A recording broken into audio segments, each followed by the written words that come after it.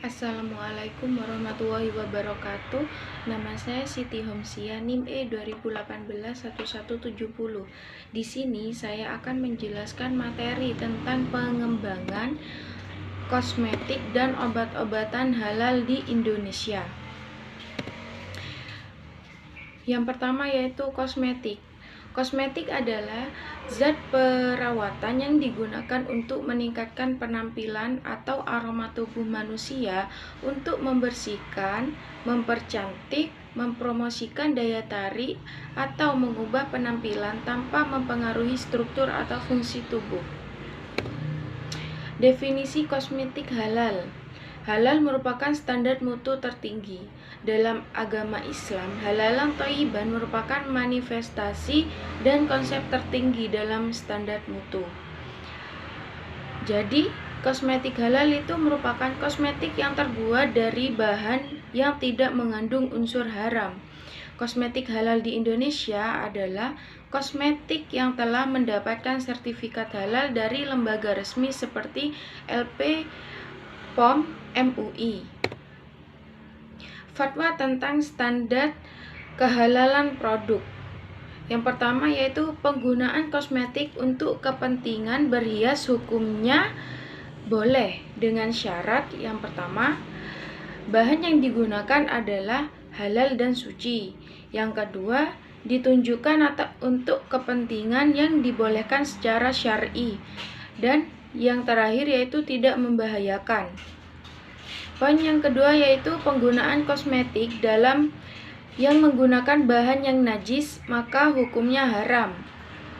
Dan yang ketiga, penggunaan kosmetik luar yang menggunakan bahan yang najis atau haram selain babi dibolehkan dengan syarat dilakukan penyucian setelah pemakaian. Selanjutnya yaitu penggunaan kosmetik yang semata-mata berfungsi tahsiniyat, tidak ada rukhsah atau keringanan untuk memanfaatkan kosmetika yang haram. Perkembangan kosmetik halal di Indonesia. Indonesia sebagai pasar potensial produk kosmetik.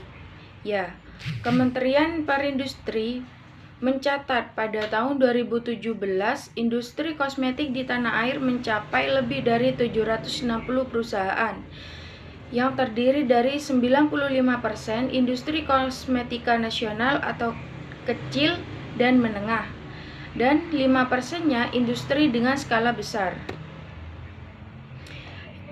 Dan fakta yang kedua yaitu Kementerian Perindustrian menargetkan pertumbuhan industri kosmetik tahun 2019 mencapai 9% meningkat dibandingkan pertumbuhan tahun 2018 yang hanya sekitar 7,3%. Mengapa di tahun 2019 itu meningkat? Karena dipicu oleh meningkatnya tren kebutuhan masyarakat terhadap produk kecantikan dan perawatan tubuh pada tahun itu. Ini konsumsi per kapita produk kosmetik yang semakin tahun itu semakin naik. Macam-macam kosmetik halal produksi Indonesia. Yang pertama yaitu Wardah Kosmetik, menerima sertifikat halal sejak tahun 1998. Wardah menjadi populer kosmetik halal di Indonesia. Produk yang kedua yaitu Sari Ayu. Produk kecantikan Sari Ayu mendapat sertifikasi halal pada tahun 2012. Yang ketiga yaitu BLP Beauty.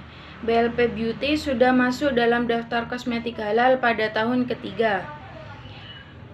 Dan selanjutnya yaitu Zoya Kosmetik, diluncurkan pada tahun 2013 dan telah menerima sertifikat halal dari MUI. Dan masih banyak lagi produk kosmetik halal yang diproduksi Indonesia. Materi yang kedua yaitu obat-obatan halal di Indonesia. Kementerian Kesehatan dan Badan Penyelenggara Jaminan Produk Halal atau BPJPH beserta Lembaga Pengkaji Pangan, Obat-obatan dan Kosmetik Majelis Ulama Indonesia atau LPPOM MUI bersinergi untuk mendorong industri farmasi mendapat sertifikasi halal.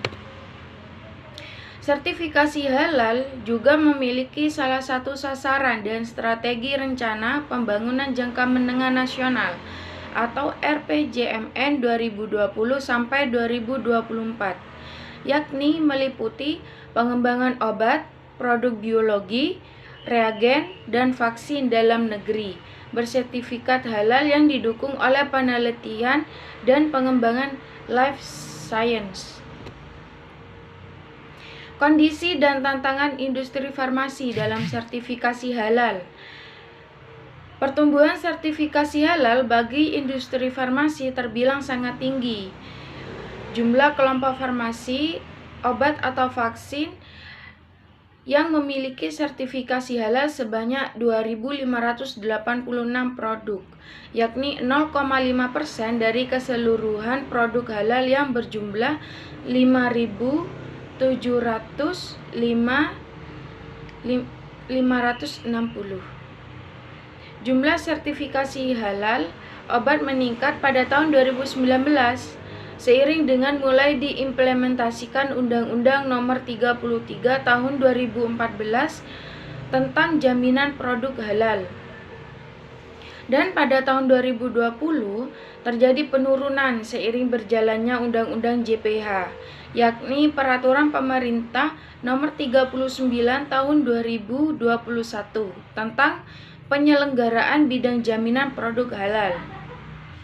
Terjadi penurunan yang signifikan, yaitu dari 1.891 produk obat pada tahun 2019 menjadi 830 produk obat pada 2020.